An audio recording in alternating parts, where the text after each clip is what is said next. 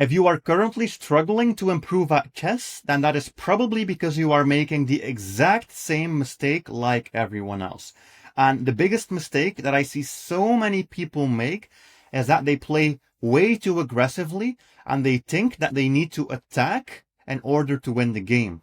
A lot of players feel like they need to go for checkmate, for tactics, for sacrifices, for brilliant moves in order to win the game, which is completely untrue. And playing that way is the biggest reason that you are currently stuck at your current rating. What do you need to do instead? You will need to try out this strategy that I will teach you here, which is a very different way of playing chess. We are going to play a very simple strategy, a two-part strategy which focuses on blunder prevention and trying to spot if our opponent made any mistakes. For the opening, I always recommend to please keep it as simple as possible. We don't need opening theory. We don't need memorization. We don't need traps. We don't need tricks. We don't need gambits. All we need is a simple opening. I like putting a pawn in the center here and then protecting it with other pawns. Like especially this pyramid setup is especially solid. Like white is not going to have an easy time breaking through this. And then I just focus on developing my kingside pieces first, my kingside knight, my kingside bishop, so that I can castle as quickly as possible. And this sounds like very, very basic advice, but this is more than enough to beat very strong opponents, as I will demonstrate here in this game. Why just exchange a bishop for a knight, which is a strategic mistake that they made here? It's a minor mistake, but it's a strategic mistake, so we will just recapture this, all right? And for some reason that I don't fully understand, they play pawn to a3. Okay, I think it's not doing much. Maybe they want b4. We will see. All right. So what do we need to do for this new playstyle if we won't be attacking the opponent? Well, we need to use the CCTO strategy, which stands for checks, captures, threats, optimization. So whenever it's our turn to move, we need to look for checks. The reason that we do this is to see if our opponent's last move was a blunder. We are basically treating every single position that we get as a chess puzzle. We try to figure out is there an obvious win in this position, which you can do by looking for checks. We don't have any. For captures or for threats. We do have a capture. We could play pawn takes c4, but we are just helping white to develop a bishop. So no, it's not a good plan to do this. And a threat would be a simple way of attacking a high value piece, like a queen, with a low value piece. We cannot do that. Or attacking a knight with a pawn, a bishop with a pawn, those types of things. We cannot do that. So since there is no check, no capture, and no threat that works, there is no win in this position. Our opponent didn't blunder, which is okay. We will let them blunder. They will blunder very soon. They always do. If you are below 1800, almost all of your opponents, almost every game, they will blunder something. They will give away something for free, or you will be the one to do it if you don't play safe, which is what we try to do. So since there is nothing, I will optimize. And optimize just means that we want to improve the position, which I did by activating a knight. And then we just want to pass the turn back to the opponent. That's all we want to do. They take, I have to recapture for sure. I can do both of these. I will take with this pawn because that also helps, because this opens up a diagonal for my bishop, and that is still a bishop I need to get into the game. And this is basically all I do to beat very strong opponents. I wait for them to make a mistake. So do we have checks? No. Captures? Well, I'm not going to play this. Threats? No. Optimize. What move do we play to optimize? It doesn't matter. We just need to pick a move of which we are guaranteed something simple like this, that it doesn't blunder us the game. That's the number one plan. They castle, okay. No checks, no captures, no threats, optimize. I will move my knight so I can activate this bishop. They play pawn here. Okay, I'm a bit confused what they are doing. Maybe they want to take away some squares from the knight. That's okay. No checks, no good captures, no threats, optimize. And as you can see, when I say optimize, I am talking about pieces. I'm not talking about pawns. We have to keep improving pieces over and over. Keep putting the pieces on better squares. We want to avoid moving pawns as much as we possibly can. Okay. They play knight here. It's not really doing much. Okay. No checks. We do have a capture. We could capture here, which would be a strategic mistake, because we are giving up a bishop for a knight. And in general, you never want to give up a bishop for a knight, unless if there is some very obvious compensation. There is no compensation here. This pawn, this doubled pawn, it's not a weakness. They will play f4. This will be well protected.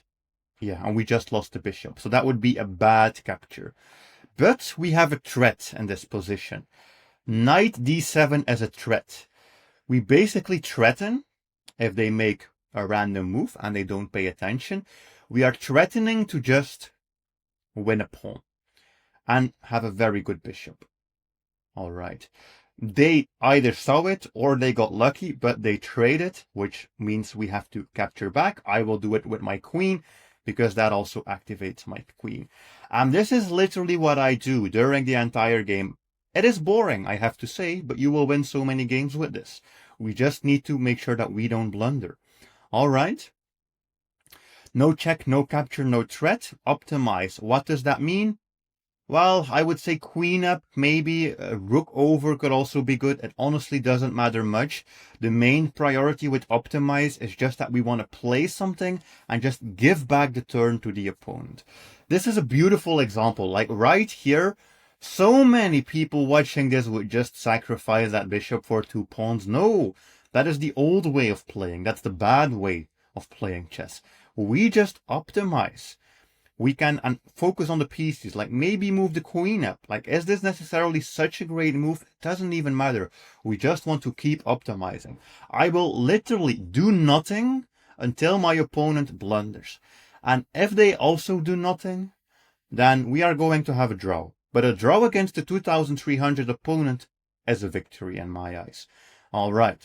They play knight f4, they attack the bishop. We definitely never want to give up bishops for knights unless if the position is extremely closed, which is not the case here. So we move back the bishop.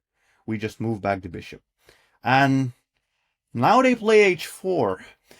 And this is, I think, move 18, and white is losing his patience. White is starting to play aggressively, moving pawns right here. And I'm not even sure what this is doing, because it looks to me like that is just a free pawn. So we need to investigate this. Whenever your opponent plays a bad move, you need to tell yourself, this must be a blunder. Don't think that it's a brilliant move in disguise. It's most likely a blunder, because unless if you're playing against like a 2,300 rated or something, it is a blunder. So we could take this, but we need to look for counterattacks. Queen h5 attacks the bishop, and it also attacks this pawn. And if I move back the bishop, I'm losing the pawn with check. Well, we are playing against the 2,300, so maybe it is a brilliant move here. It might be. It's dangerous to just take this. Okay, so what do? We look for checks, captures, threats. Still, no checks. Well, we have another capture, and this capture is quite interesting. The capture on d4. Because if they take back, we win a knight. And if they don't take back, we lost a pawn. So this is an interesting move. I still have to watch out, like, what happens when they try to go for this counterattack. I can play g6. That's fine. The checkmate is stopped.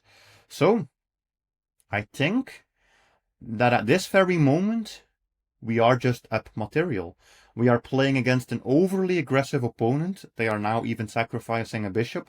They are making the exact mistake that I see so many people make. Okay, they want to attack. They can go ahead and they can sacrifice. All right. By doing this, they actually did get to capture back the bishop this way. If they went in with the queen, which is what I expected, that would be game over for them. Because I would just move my king, we would be totally fine and nothing would be going on.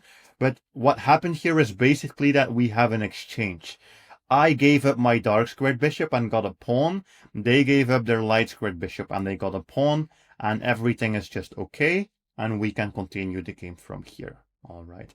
What is this queen doing here? It's eyeing down this, and it's also eyeing down this pawn. Blunder prevention is number one. We don't want to be the one that blunders, right? We want to be the one that's playing smart and safe. We want them to blunder. So we need to solve this. In general, you have to try to move your pieces as much as possible.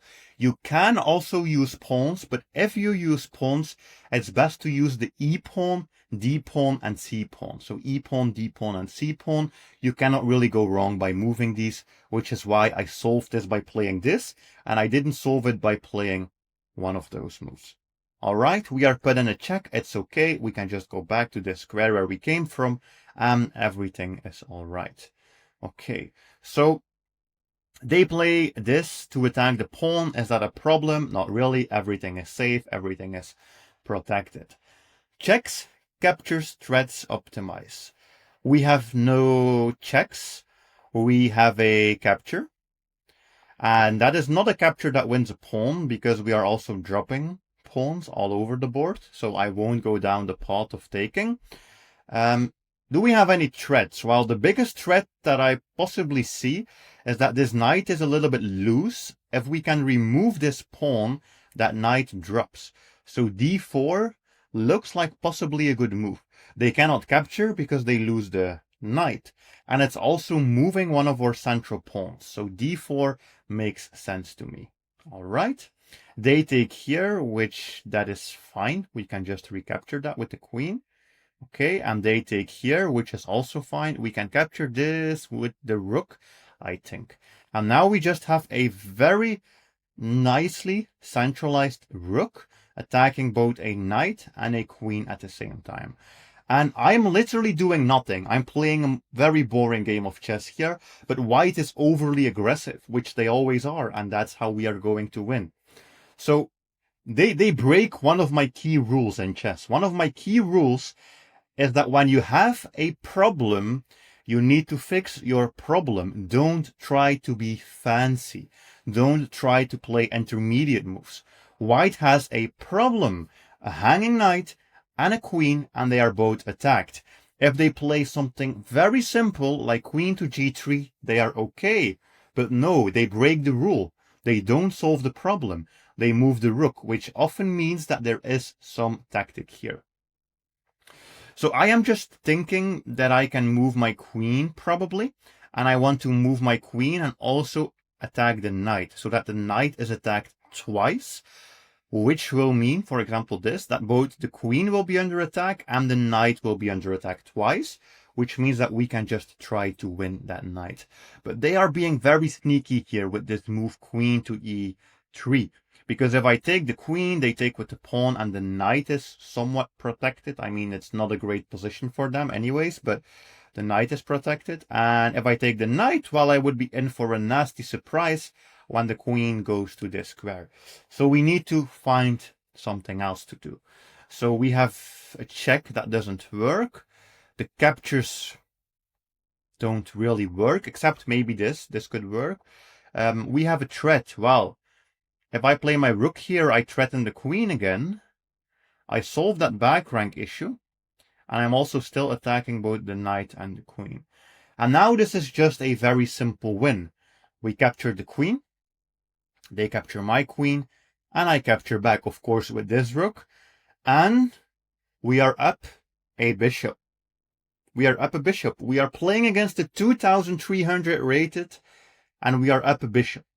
Using the most boring chess strategy of all time, but it works so incredibly well. That's why you need to try this. This is the moment where almost everybody starts relaxing and they still lose the game. They still mess up. We need to avoid counterplay as much as possible.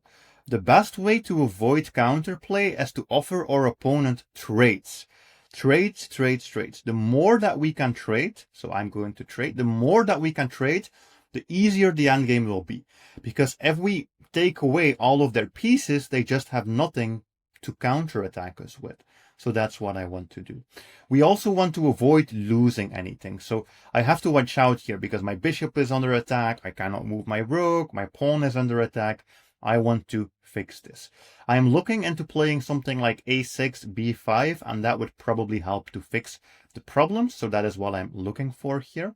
Okay, they play this, but it's fine. We can still play b5. We might get trades, but trades are good because I just want to trade more pieces. Okay, they move back the rook. A bishop here in these endgames is sometimes a bit annoying. Like, the bishop can be harassed by the rook. So what you want to do is you want to put your bishop on a square where it's protected by a pawn. Especially this is a very good square for the bishop, because it's also protecting a pawn and the pawn is protecting the bishop. The best thing that we could do here would be trading rooks, but it's very unlikely that our opponent is just going to accept it and that they are just going to trade rooks. So we will see what happens. It's also important in these endgames that you start playing with your king. You don't want to let your king just do nothing for the entire game. We want to use our king as well. And basically just see what we can accomplish. See if we can create some type of weaknesses. Like here they already have split pawns, which is definitely not going to be good for them. They have split pawns, and now we want to just team up with our pieces and see if we can win something. This passed pawn that they have is potentially dangerous, so I'm just going to be a careful player here, and I will put my rook here so I can keep an eye on it, because we don't want to let them promote. All of this is fine. All right. And I want to see if I can win this pawn somehow. The best thing would be to attack this with a bishop. That's currently not possible. We might try to do it this way and see how that goes. Okay. So they do give us the opportunity to take this. They could take this, but we could also take this. It's a huge trade, but we will still be up a bishop at the end of all of this. So I will go for those trades, because we will always be up a bishop. And they don't even take any of my pawns. That's a bit surprising. All right. Okay, this is fine. And I just need to find a way that we can eliminate this pawn, and then we will have an easy endgame. Let me start with a check. And another check. And another check. They are actually completely being chased away. They cannot go here because, well, I will show you. If they go here, we win the rook with a discovery check. So we already forced out the king. We actually have another check. I mean, CCT works in the endgame as well. Just check, check, check. And the king is completely out of the game. But I still need to pick up this pawn. I still need to pick up this pawn. I think I will have to save my bishop again, see if we can do this check maybe. Yeah, this check, and pick up the pawn. All right, that's incredibly well played. We just have an extra bishop and an extra pawn. The game, however, is not over. How do we win this? Well, trading rooks, #1 priority. If we cannot manage to trade rooks, we will need to push the pawn so that we can get this pawn to promote. So this might actually take a couple of moves. I need to activate my king. I need to offer rook trades to the opponent, see if they take it. If they don't take it, I have to move my king. But eventually we are going to make progress here. All I need to do is use my king together with my other pieces. So the king is under attack. We can probably just go up the board. We can probably just go here. There are a lot of things we can do here, but going closer to their rook with our king also helps. We can cut off the rook. And I'm really just looking for that one move where I can push my pawn, which will always happen eventually. We have a check. Okay, and now we can push the pawn. And we are in a good position to start pushing the pawn. Nothing can go wrong here. We just protect everything. Yeah, and we keep pushing the pawn. And we will be promoting. The bishop is always protecting the rook. Yes, this is fine. All right, and we promote. And this endgame, I won't show you how to win this, but you should know how to win this. King and rook versus king is always a win, and we even have an extra bishop that we can use. So please try out this strategy. You will see such big improvement in your game.